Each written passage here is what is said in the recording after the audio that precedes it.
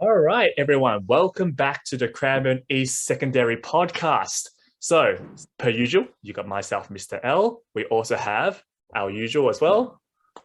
Myself, Mr. Young, And coming from the Matrix, we have a special guest today. Who's our special guest today? We have me. Are you doing it or me? You. Me. I am Thomas Portelli. I am the ICT teacher. Awesome. So, Mr. Portelli, so like you've mentioned, you teach ICT at a school. What year levels do you teach for ICT and Digitech? All levels. Awesome. So 9. Well, it's funny. When I first started, it was nearly 2 years ago. You only had 9 and 10 digital technologies. That was it. In a little nook in the library. It wasn't even a room. Yeah. It was just like with some dividers in the corner, like we've been shoveled into the go over there. Yeah. And now 2 years later, we've got going into next year, we're going to have year 7 digital tech. Nice. Yep. Year 9 digital tech, probably 2 digital techs in 10. A year 11 applied computing, software development in VCE, year 12, and a vet cybersecurity. Oh, wow. That's running on Wednesdays. Nice. Yeah. That's cool. So I guess it's unfortunately for our year 7s of this year, that means they'll miss out next year and they have to wait till the following year, huh? Oh yeah, that's right. Because there's no year 8. Yeah, exactly. Yeah. So poor them, but everyone else, you're all lucky. You all get to do it. That's right. Yeah. And I remember in the past, both Mr. Young and myself had to teach some Digitech before. And so, Mr. Portelli has come and saved the day because back then I was like, I have no coding knowledge. I will try my best to learn as much as possible right now. And then they were like, yeah, we want you to try and teach some Python. How's that? And I was like, okay, I'll quickly just learn it myself and teach it at the same time. And then I actually had Mr. Young as my student teacher back then. So when he came in, I was like, hey, by the way, you know how your science, right? Did you want to try some Digitech as well? So do you remember what coding that I got you should teach, Mr. Young? Yeah, so I was teaching HTML, and so it was a massive throwback to, I think, MySpace days, where everyone was learning how to make their text bold, italic, underlined, all of that. And so it was I'm a hacker. I'm a hacker. Oh my gosh. Exactly. MySpace, but everyone had Tom as a friend. Yeah. Yeah, so that's the only limited coding knowledge that myself and Mr. Young have, but luckily over the years we've started learning a bit more. But speaking about that and learning and designing stuff ourselves, over the holidays, were we able to try anything new, or were we able to produce any sort of projects? Maybe we'll start with our guest first. Mr. Portelli, did you create anything over the holidays or work on any projects? Well, I'm not your typical nerdy matrix, whatever. That's what you see when I come to school, and that's my job. Yeah. But I do lots of things. I like riding bikes. I like going forward driving.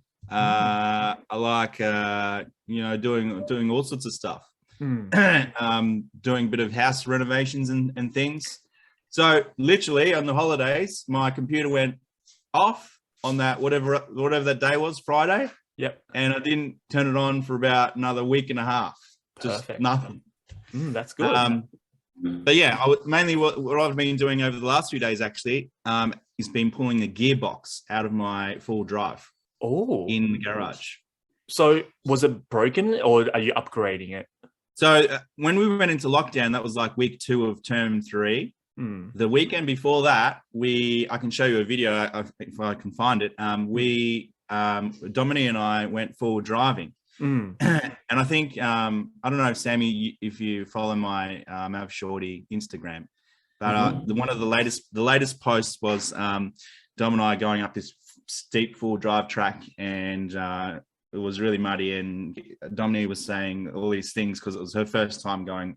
And anyway, on that trip, it started raining and we were going through some really deep bog holes. A bog hole is basically a pool. It looks like a pool just of pooey water. Yeah. And you've got to drive through it. Anyway, we got stuck in one.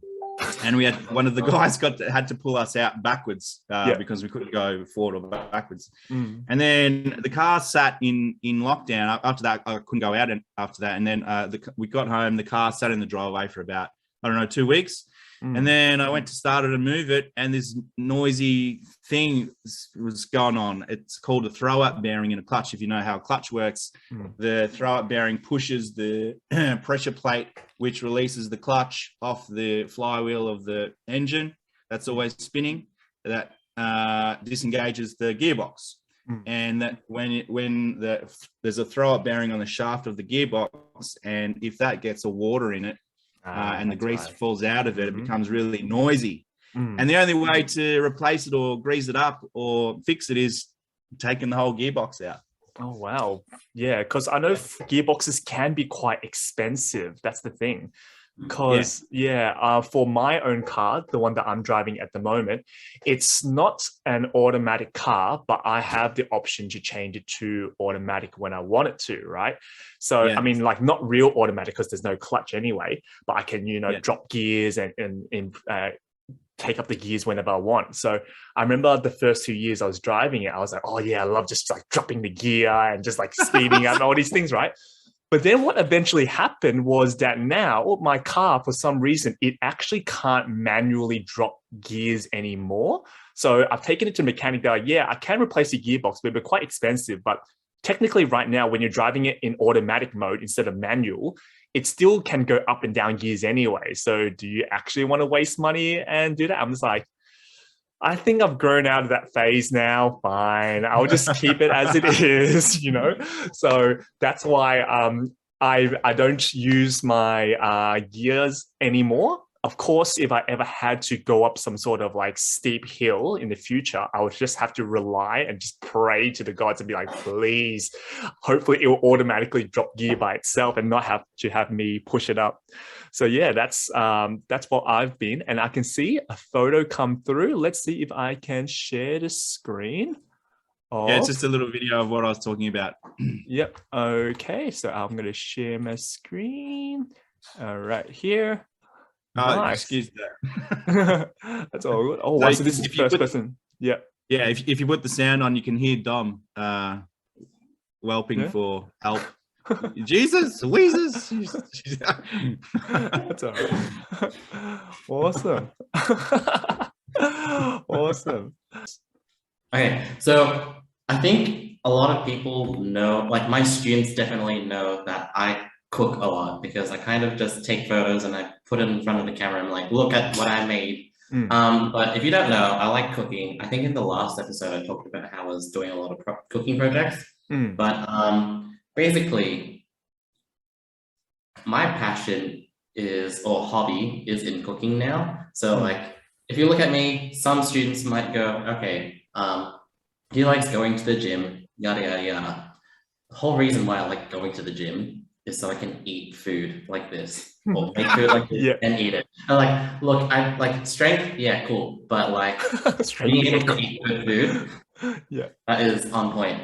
So here, this was my most recent creation, I think. So this was beer battered tacos, or beer battered prawns with tacos in tacos. But everything here was homemade besides from the tortilla wraps because I have no idea how to make the wraps. So you have like pickled onions, kind of like a pico de gallo situation going on. And yeah, that was that dinner. And did you have any sauce with that, or was that just enough for itself? So this, like that was actually flavorful enough because like you had the pico de gallo, which is pretty tangy, and then you had the pickled red onions as well. I was thinking of adding a sauce to it, which was like a Thai coconut and basil and lime dressing, but I was thinking that this was kind of enough. Yeah. How about this one? Okay, so this one, I decided to make pasta, which was with meatballs. Here I used beef, but I think I should have used pork instead, but it was like a pork pappardelle bolognese with a just roasted tomato salad on the side. One thing I found was really good is like, if you want to make meatballs really quick and easy, just use sausage meat. Don't like use meat and then go from there. So like, that was pretty good. This one was a nice dish. I It rate was it. so good. Oh, my favorite. So like, I think Mr. Portelli might have seen this a few times, but I've been obsessed with trying to make bao buns. So I've been trying, like, because this is a new house for me. So this is my own house. I've been preparing for housewarmings, but unfortunately, as you know, we can't actually have visitors yet. So I've been kind of messing around, trying to find out what I'd want to put in my menu for as a housewarming. So this was a test. This was like a Korean fried chicken version of a bao bun. So this was from Marion Kitchen's recipe, and it turned out so well. But I accidentally, if you can look at the back two baos, they're a little bit more golden than usual. And that's because I kind of ran out of water in my steamer and I accidentally burnt my steamer. Oh, wow. To the point where I had to like throw it away. So is it like a soy garlic sauce or honey soy sauce or what? So it's a sweet chili, like this sticky sweet chili sauce that you typically have with the Korean fried chicken. Oh, nice. That's really good. I can't wait for that, man. I can't wait. Yeah. I can see Mr. Portelli salivating already. Damn, I'm dry, man. I'm dry. I'm like, I'm ready for lunch or breakfast. Any of those meals right now. Yeah, perfect. All right, I'll talk about my DIY project as well. So with my one, there we go. That should come up. Right, so nice. So as you can see here, this is my new place's backyard. And what you could potentially see over here, this is actually the bamboo that I was talking about last week's episode. So it has been updated ever since then. So I'll zoom in a little bit, but I spent a long time pretty much digging out a giant trench around here. And whilst I was doing that, I was able to trace some of the bamboo roots, and some of it was going to even like the middle over here. So I was getting really annoyed that I had to cut it all out. So luckily bamboo roots don't go deep, but they go quite far, which is why they grow so quickly. So I had to go to Bunnings, pick up something called a root guard, and pretty much it's like a black barrier that I've placed around here. Because I don't normally do gardening. I usually just like deal with I used to only deal with gardening when I feel like there's some sort of reward out of it. So at my current place, there's a lemon tree. So I've been like looking after it really well. So this here is also a lemon tree, and the lemons are huge coming out. They're like this big, right?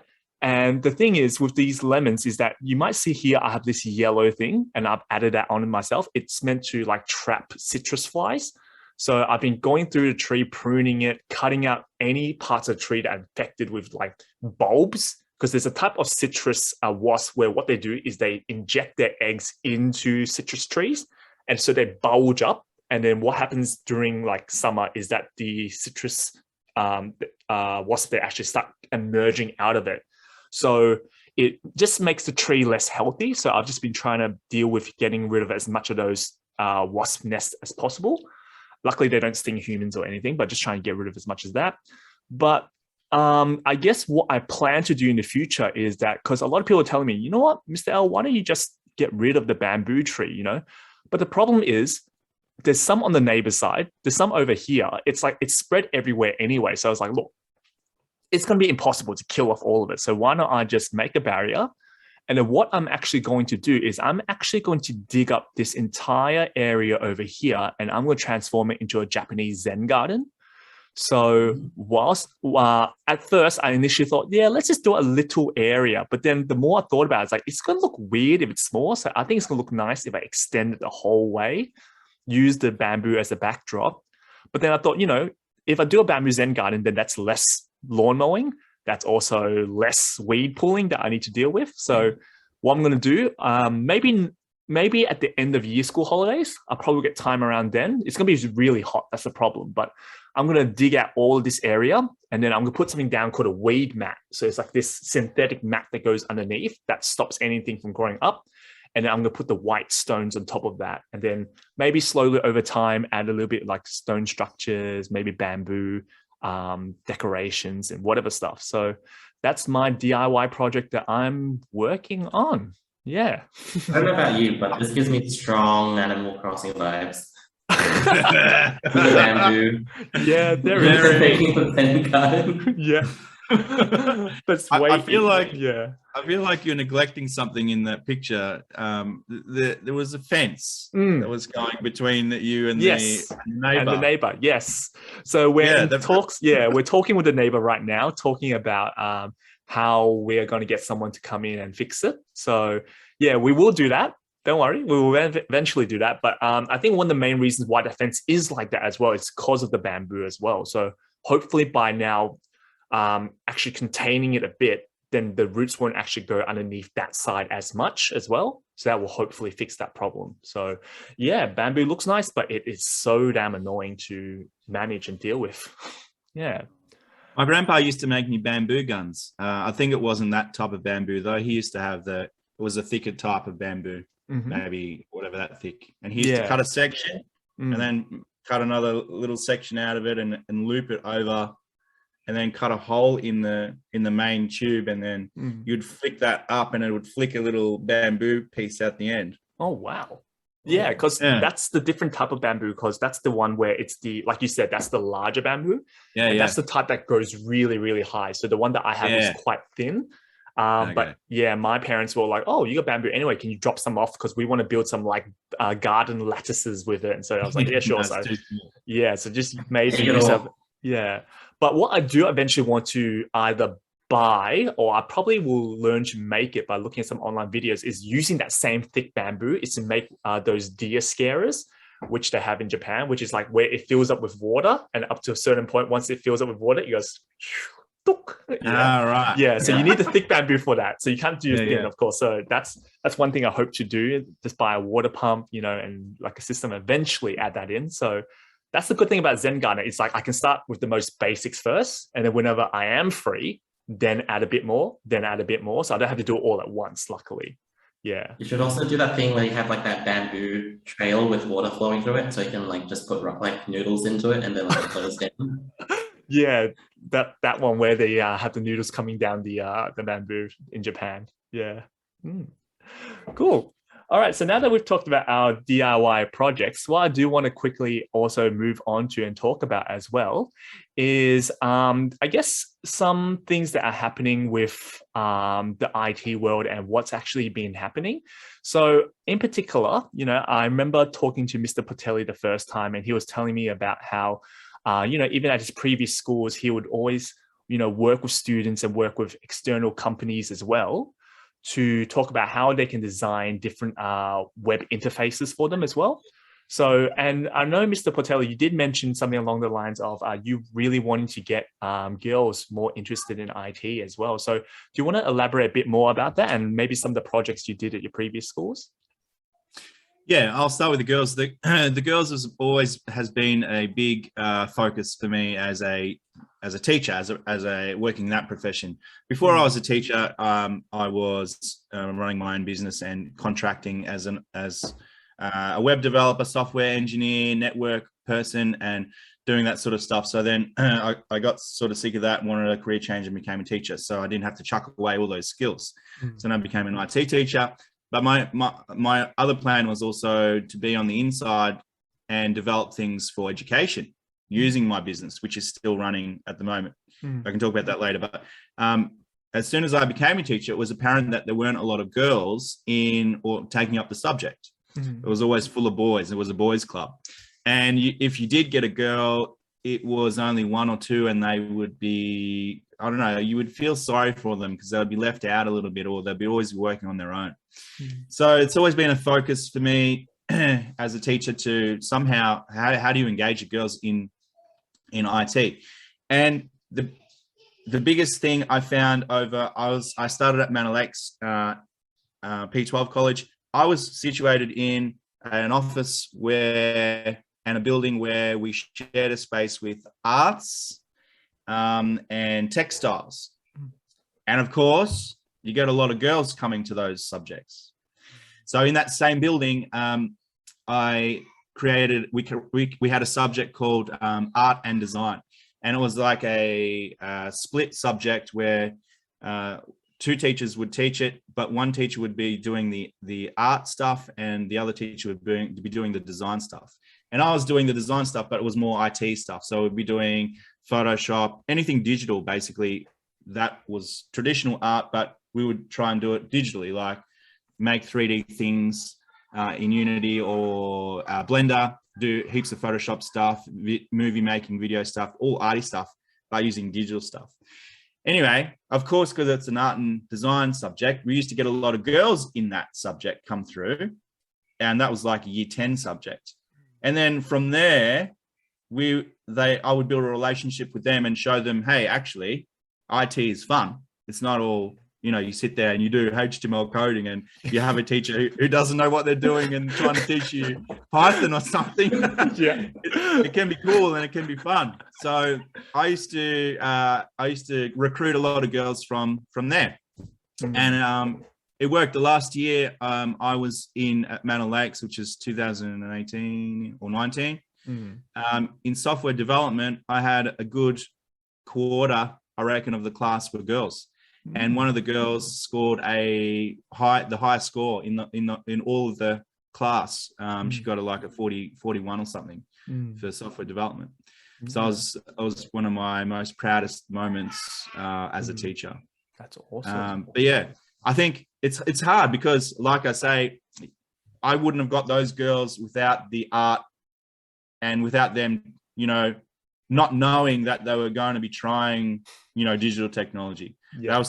They chose it for the art, and then they just so happened to have me for the digital part. And, I showed them the light. Yeah, I showed them the matrix. Yeah. Come for the art, stay for the tech. Yeah, that's right. That's exactly right. Yeah, exactly. That's so good. Yeah, it's tricking them into it, but it's good for them. It's good for them. So yeah, it's how do you do that? How do you do that now? Like, because we don't have art and design.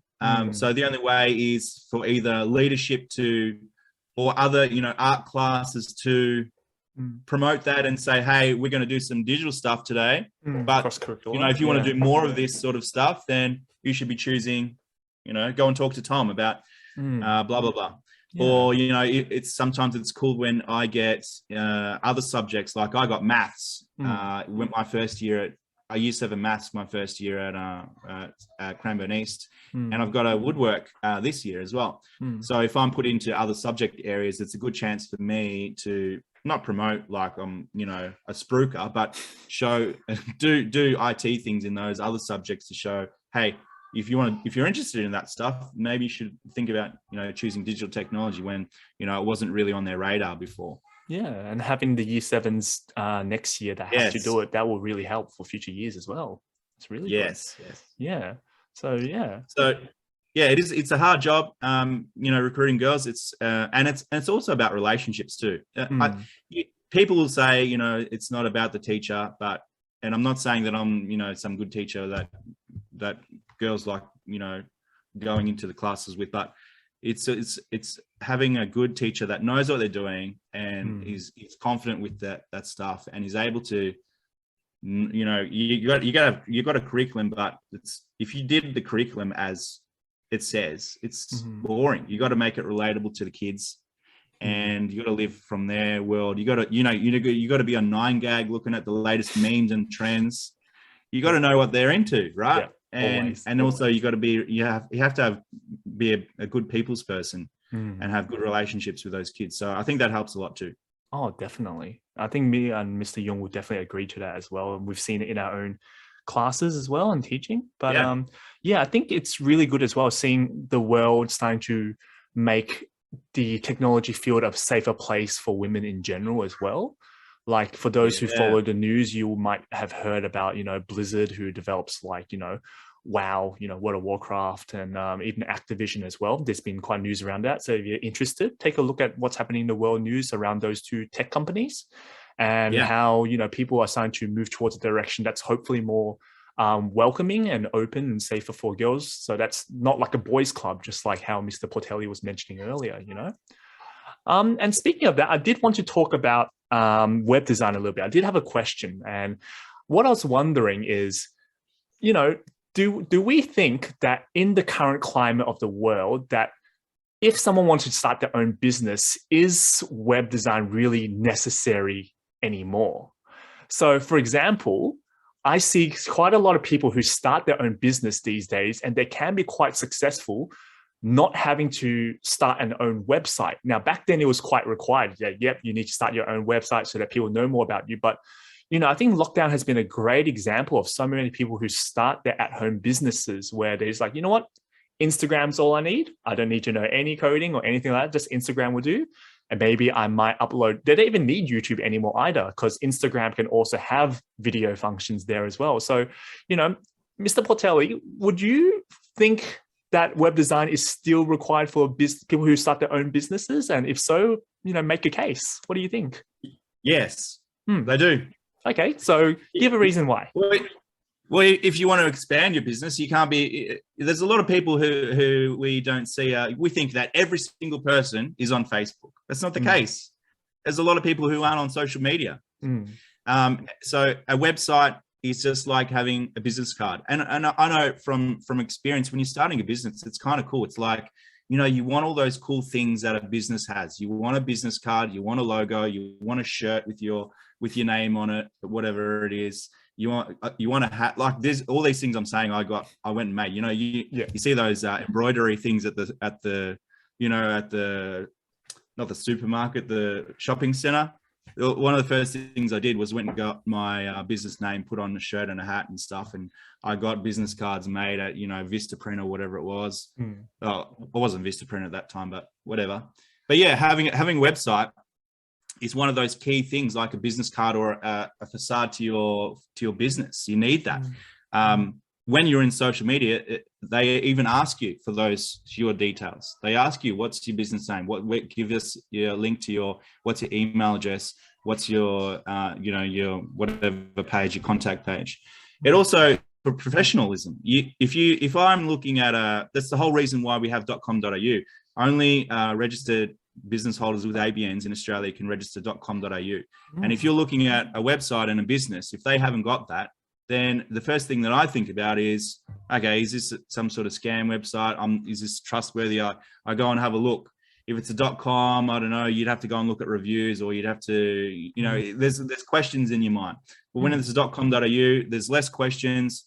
You probably think, it's still, you can still as a scammer, register it quite easily if you get an ABN, because getting an ABN isn't hard, but there's still those steps that you have to go through in those processes. It's not just some kid in his garage registering domains and websites. So that's one thing. Yeah, it's to look professional. It's not hard, like you say. You can. There are places like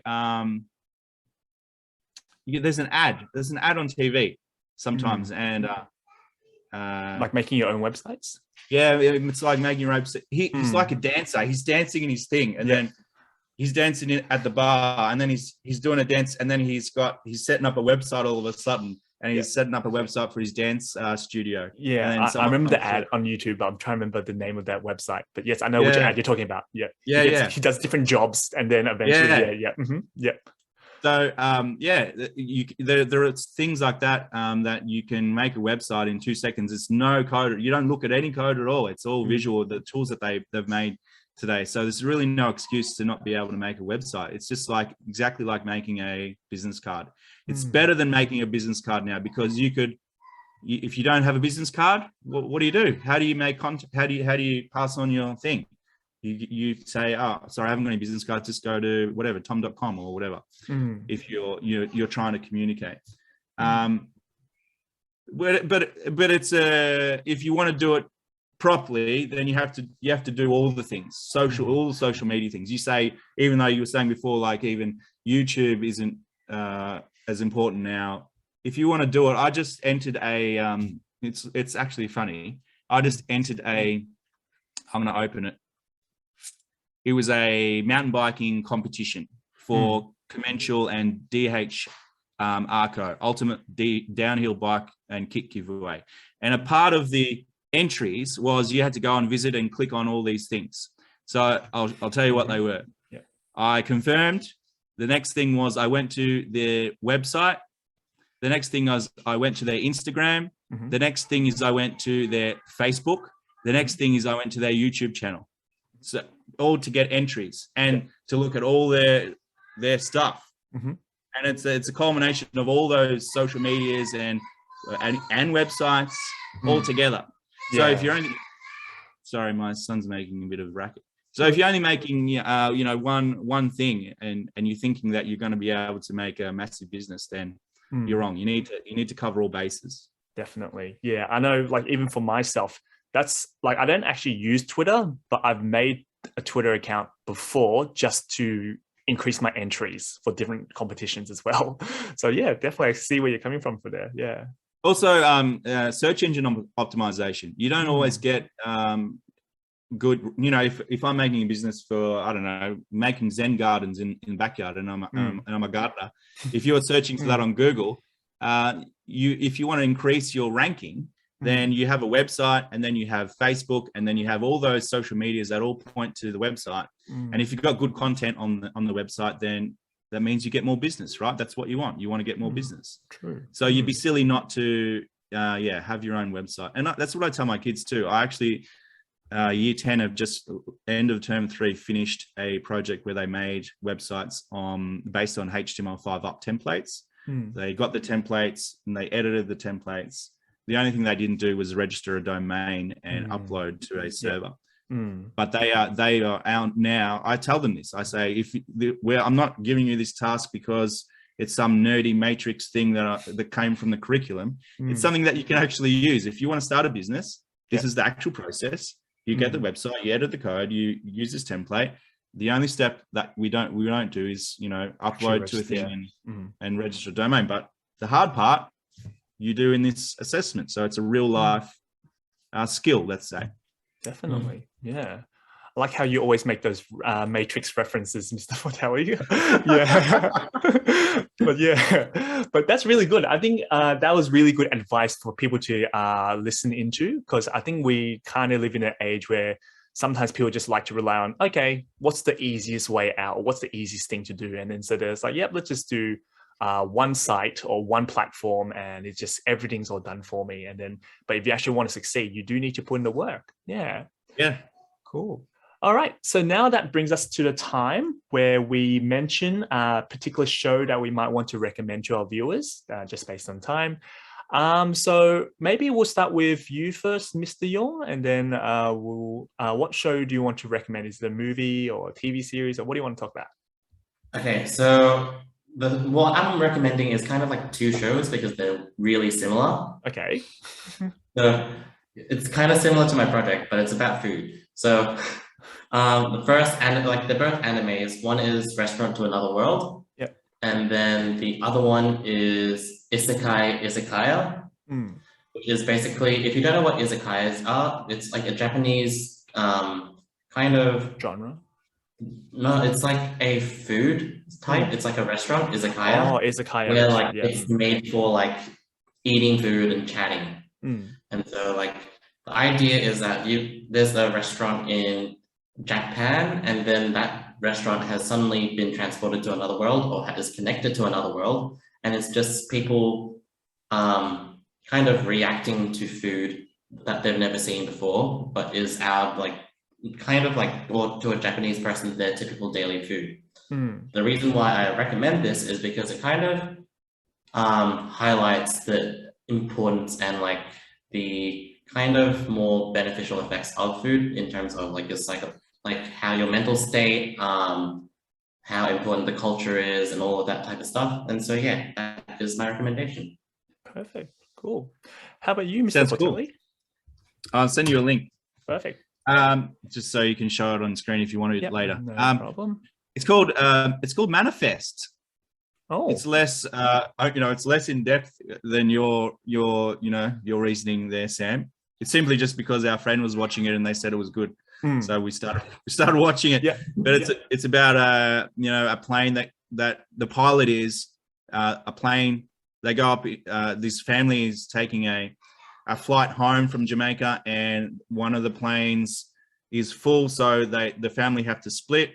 And the other part of the family goes on another plane, and then that plane goes and comes home, and then they're landing, and then they get out. They're diverted to another airport, and then they get out and they realize that it's 5 years later, and the the families who come there to meet them are all 5 years older. Yeah. But for the people who landed, it was just like a normal plane trip. Yeah. So they don't know what's going on. Oh, That's all I say.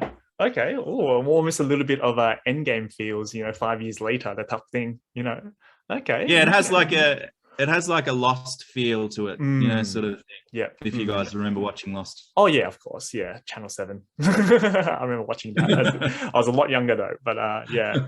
I guess the show that I want to recommend is, and I do think this is for everyone, the show on Netflix, it's a documentary movie, but it's called League of Legends Origins.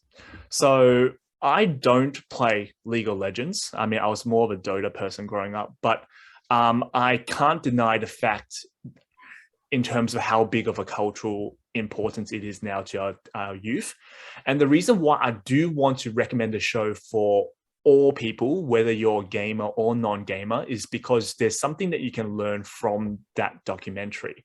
I think the biggest thing that gamers watching it would learn is that, being scouted by a team and to actually be an esports star and so on, all these things isn't what you think it is. It's not, number one, it's not as easy as, I'm just going to play video games all day, right? It's way more complex than that.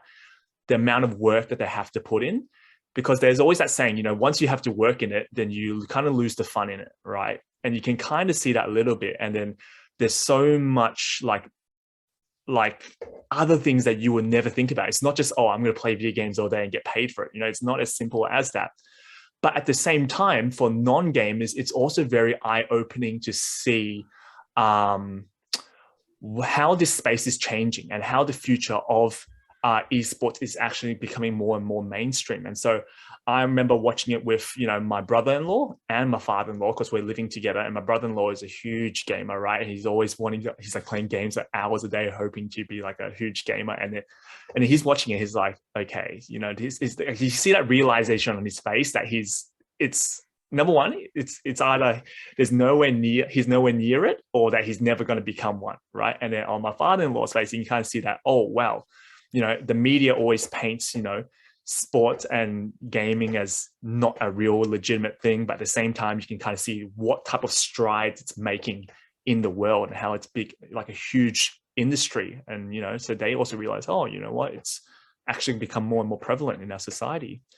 So yeah, I think that's why it's interesting for all parties to watch it, even if you don't know very much about the game. Even myself, I know the basics, but I don't know any characters and stuff. But even then, I was able to learn quite a bit from it. So yeah. Talk heaps about that in class. So that's a really good, that might be even something I could show to my students in class. Yeah, definitely. Yeah. We could have a whole new episode on just what you talked about. Yeah, definitely. Yeah, it's huge. So, I mean, we could always, watch it first and come back with some thoughts. You never know. Awesome. But hey, Mr. Portelli, thank you so much for your time today, taking some time out from our school day. In fact, it's actually earlier before school. So thank you so much for jumping on and, giving us insights and conversation to talk about as well. So thanks for having me. No, all good, all good. So students, if you ever see Mr. Portelli around the yard, you can always talk to him about the different things, whether it's car stuff, as he mentioned before, or mountain biking, all these things. It's not all just Matrix stuff that you can talk to him about. But yeah. Until then, of course, if you got any suggestions, viewers, you can always let us know at school, or you can always message us. But until then, we'll see you all next week and have a happy and safe week ahead, students. And we hope to see you all back at school soon. All right. Bye, everyone. See ya.